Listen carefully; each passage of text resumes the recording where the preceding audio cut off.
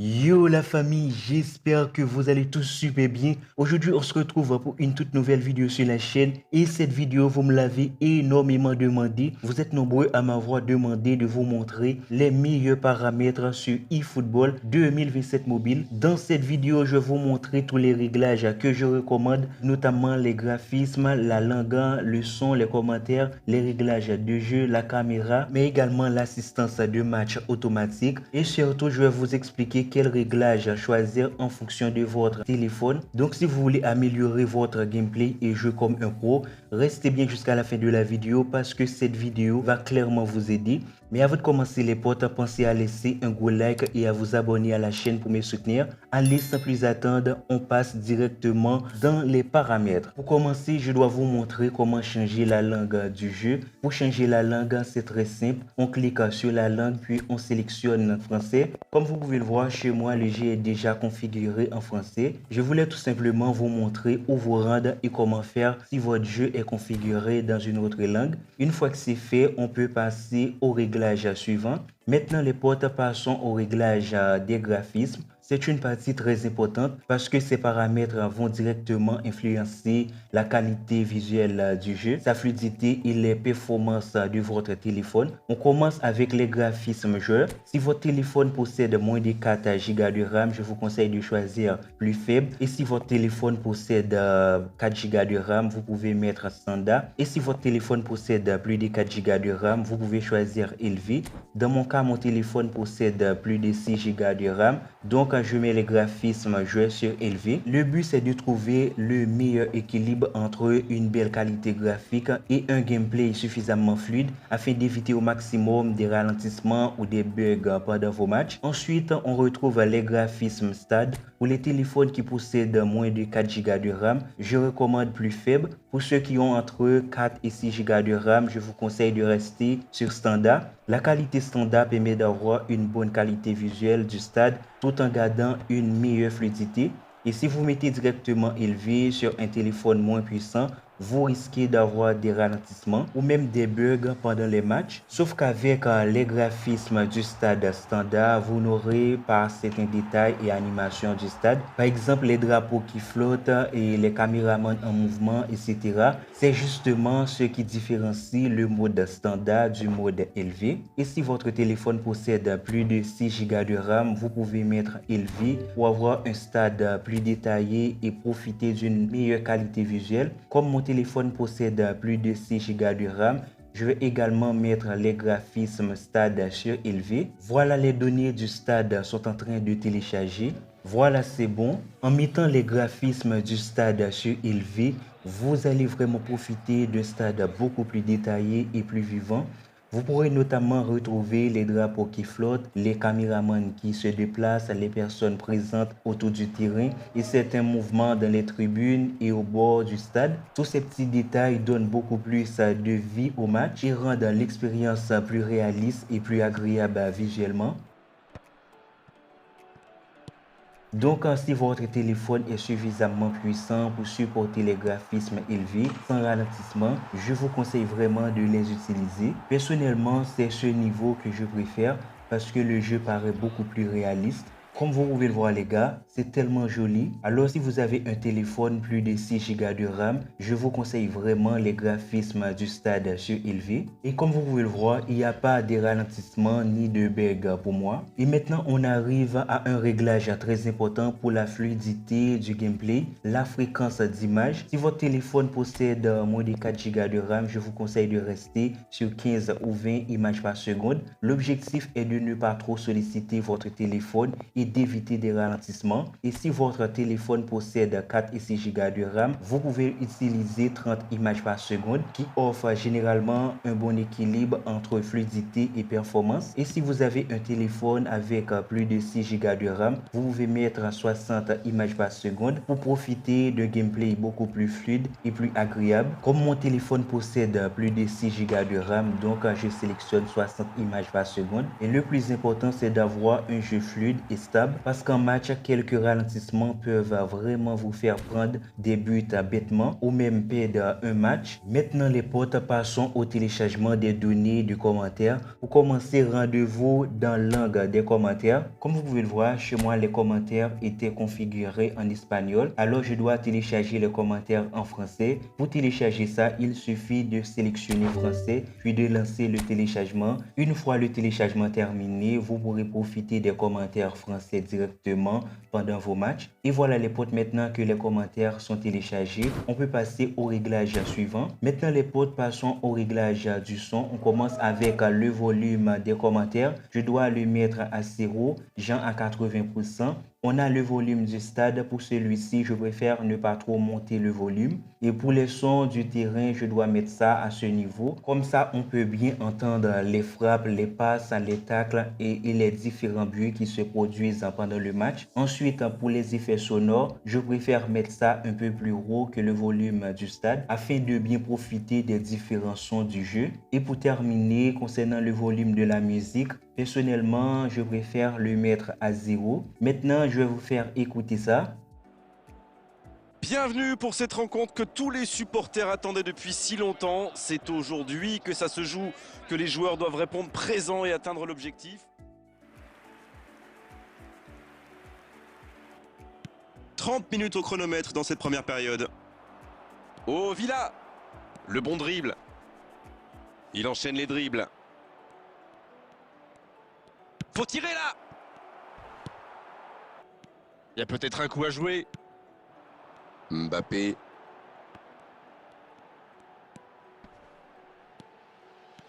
Ça sent la frappe.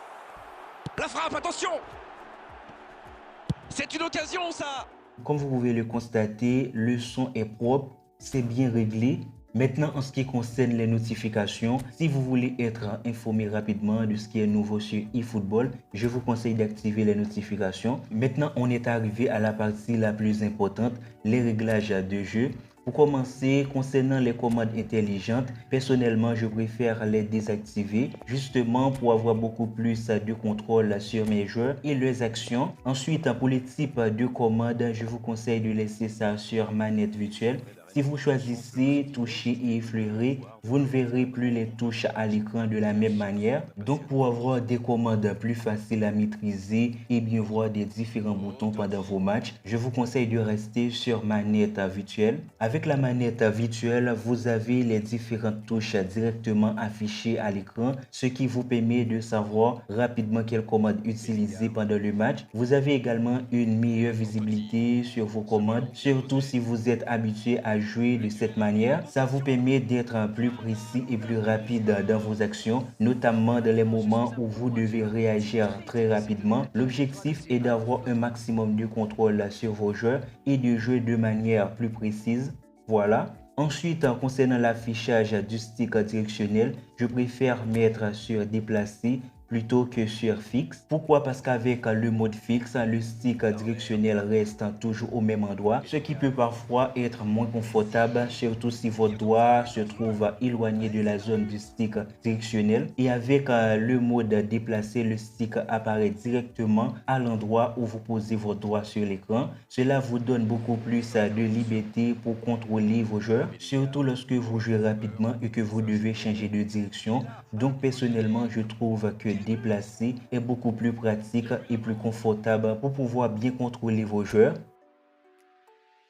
Pour le changement de curseur, je vous conseille de le mettre sur assisté ou semi-auto, surtout si vous avez encore un peu de mal à changer rapidement de jeu, mais il est préférable de le mettre sur semi-auto. Le mode manuel, quant à lui, demande beaucoup plus de précision et de rapidité, surtout lorsqu'il faut défendre face à une attaque rapide. Le mode semi-auto vous permet de défendre plus facilement tout en gardant la maîtrise de vos joueurs.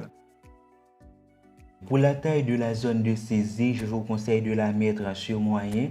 Ensuite, pour le contrôle auto-flexible, je vous recommande vraiment de l'activer. C'est un réglage très important. Et pour le type de commande de feinte, je vous conseille de choisir avancé. Le mode avancé est vraiment intéressant si vous aimez faire des dribbles, car il vous permet d'exécuter des gestes techniques beaucoup plus facilement. Surtout, vous avez davantage de contrôle sur les gestes que vous voulez réaliser avec votre joueur. Vous pouvez donc choisir plus facilement la feinte ou le dribble que vous souhaitez effectuer au lieu de laisser le jeu décider automatiquement. Selon moi, c'est le meilleur choix si vous voulez avoir plus de liberté et de précision dans vos dribbles. Mais je vais garder les détails pour une prochaine vidéo où je vous montrerai comment utiliser correctement les commandes de feinte et réaliser des différents dribbles efficacement. C'est bon, on continue avec les réglages de jeu. Pour les commandes en défense, je vous conseille de laisser ça sur standard. C'est le mode le plus simple et le plus équilibré pour bien contrôler vos joueurs en défense. Pour la configuration des touches, surtout, ne touchez à rien ici.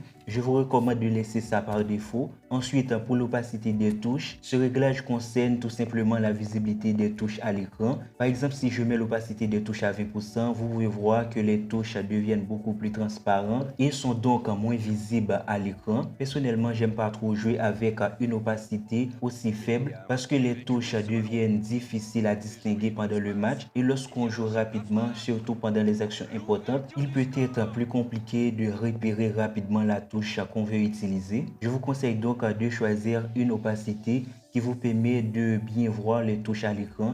Personnellement, je préfère mettre l'opacité à 100% parce que je trouve que c'est beaucoup plus confortable pour jouer. Les touches sont parfaitement visibles, ce qui permet de réagir plus rapidement et d'appuyer plus facilement sur la bonne commande. Alors 100% reste le meilleur choix pour avoir une bonne visibilité.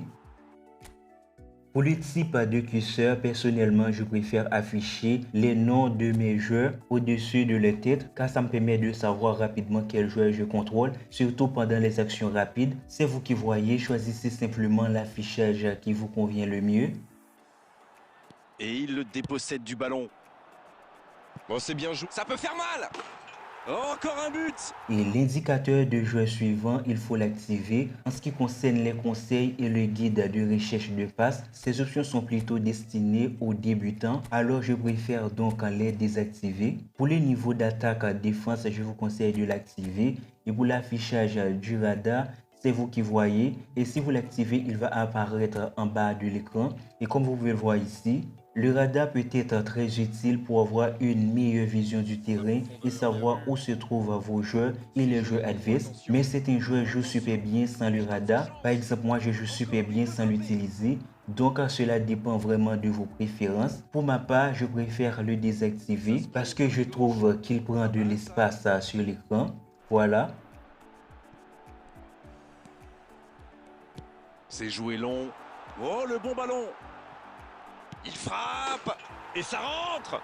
Pour la jauge d'endurance, vous pouvez la désactiver. Pour l'affichage des noms de joueurs de l'équipe adverse, c'est vous qui voyez. Personnellement, je préfère l'activer parce que ça me permet d'identifier plus facilement les joueurs adverses que je dois surveiller, surtout lorsqu'ils ont des joueurs très dangereux. Ça peut être également pratique pour savoir quel joueur est en possession du ballon et mieux anticiper ses mouvements. Pour le type de curseur en mode coupe, je le mets sur nom du joueur. Et pour la charge d'affichage, je vous conseille de la mettre sur élevé afin d'avoir un affichage plus fluide et plus agréable pendant les matchs. Voilà, on termine avec cette partie. Voici donc tous mes réglages de jeu. Mais ce n'est pas encore terminé. Il nous reste encore quelques paramètres importants à régler. Du coup, sortons d'ici et rendez-vous dans le plan de jeu. Pour les types de caméra, je vous conseille d'utiliser soit la caméra large dynamique, soit la caméra stade. Mais il est préférable d'utiliser la caméra large dynamique car elle offre une meilleure visibilité du terrain tout en restant assez proche de l'action. Avec cette caméra, vous pouvez mieux voir vos coéquipiers disponibles, les espaces et les déplacements de jeux adverses. Et c'est particulièrement important pour construire vos actions et défendre plus efficacement. Maintenant, passons à l'assistance de match auto. Pour le remplacement automatique, je préfère le désactiver et effectuer mes changements manuellement parce que je veux garder le contrôle total sur mes remplacements. En faisant les remplacements manuellement, je vais choisir quel joueur faire sortir, quel joueur faire entrer et surtout à quel moment effectuer le changement en fonction de la situation du match. Donc, si vous voulez avoir plus de contrôle sur votre équipe, je vous conseille de désactiver les remplacements automatiques. Et pour le piège du jeu, je vous conseille de les désactiver. Parfois, ça peut vous faire prendre des buts bêtement. Pour le niveau d'attaque à défense automatique, je vous conseille également de les désactiver. Personnellement, je préfère l'utiliser manuellement car cela me permet de mettre mon niveau d'attaque ou de défense en fonction de la situation du match. Cela me donne donc beaucoup plus de contrôle sur mon équipe. Et voilà les potes, on arrive à la fin de cette vidéo. J'espère que tous ces réglages vont vous aider à jouer plus confortablement et surtout à jouer comme un vrai pro. Les potes, si la vidéo vous a été utile, lâchez un gros like. Abonnez-vous à la chaîne et n'hésitez pas à partager la vidéo avec vos amis qui jouent également à eFootball. Sur ce, je vous laisse. On se retrouve très bientôt pour une nouvelle vidéo. Ciao les potes, à la prochaine.